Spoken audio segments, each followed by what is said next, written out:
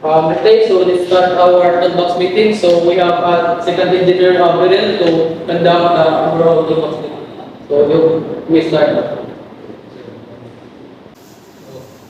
Morning, everyone. Morning, sir.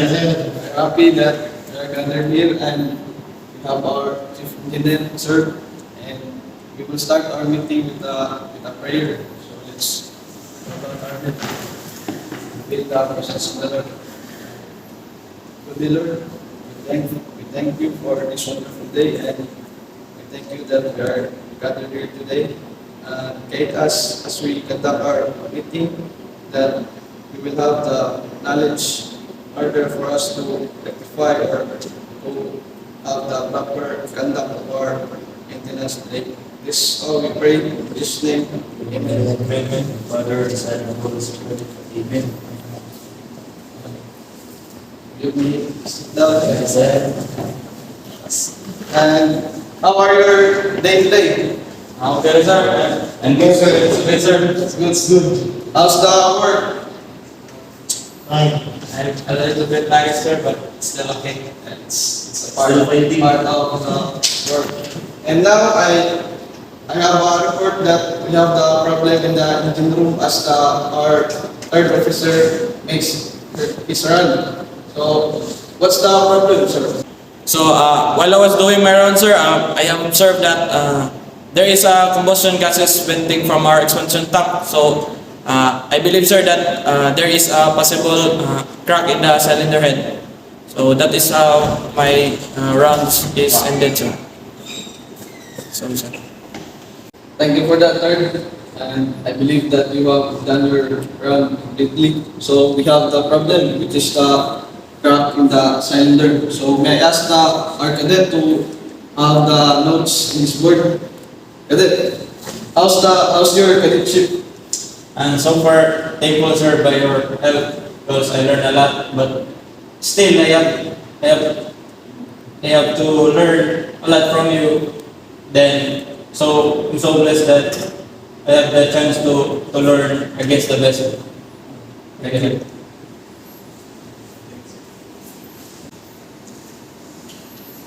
So we have the problem, which is the crack in the cylinder.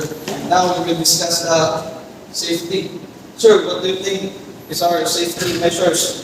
So first, since it's a trouser, we need gloves.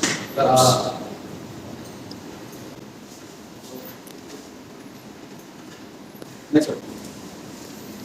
So, we have to wear we have to wear overall and safety shoes. That's the common PPE.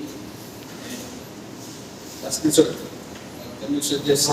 Since it's a crack in the cylinder, so we have to replace the cylinder. So we need to use lifting device. Thank you for that. So, in addition, we should have our hard hat, our earmuffs, and safety glasses, and we will ensure that we work in safety. Yes, sir. Sir, copy. Next is we will divide our work. So, cadet, again, I will ask you to be the toolkeeper, and I believe third, you have the knowledge in these lifting devices, and I think you two can suggest the tools that will be needed in order for us to have our work safely. Yes, sir. Yes, sir. Copy? Yes, sir. Thank you. So that's our plan. I am the overall command of this work, and I will ask both of you to give my assistance in our work. Yes, sir. Thank you for that. And third, Yes. I will rely to you because you have the knowledge on where is the problem is. Yes, sir. Anything to add, sir? Yes, sir. I think since we are doing lifting procedure, sir, so we need to have the proper posture when doing lifting, sir, so that we can avoid back injury, sir. That's all, sir. With that, we know that we have a problem in our cylinder, which is cracked, and we have the safety devices, we have the tools, and now we will identify the risk in the workplace. So, sir, I think, sir, equipment error, sir, since it is, we will use a lifting device, so our control that is to be attentive all the time and bear in mind always that we are in our work, so that's all, sir.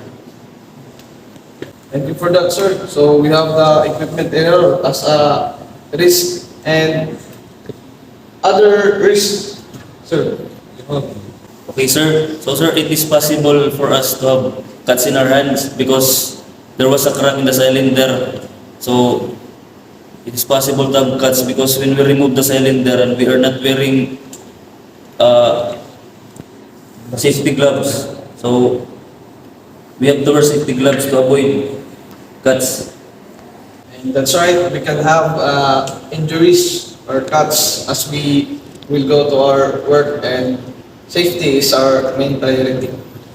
Our main problem here is a crack in cylinder head, so we need a new spare. Third, can I ask you to get a spare? Yes, sir. So, Cadet, I will be needing your assistance for the recovery of the spare parts. Okay, sir.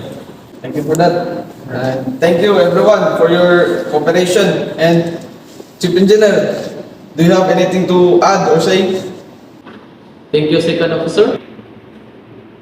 So everyone always put in mind that safety first, because our health is the most important for us as a seafarer, because it is our key in order to long last in this seafaring career. So this problem can be resolved if one of us will gonna work as a team, because if we are work as a team, everyone or we can achieve more as a team. So always put in mind that we must provide safety always. So we must provide safety always and doing our conducting our job in the cylinder head. So always wear proper PPE. So in the later in the toolbox meeting, so our second engineer give you suggestions. So this is our safety gloves, cover all, hard hat, air mounts, and safety glasses.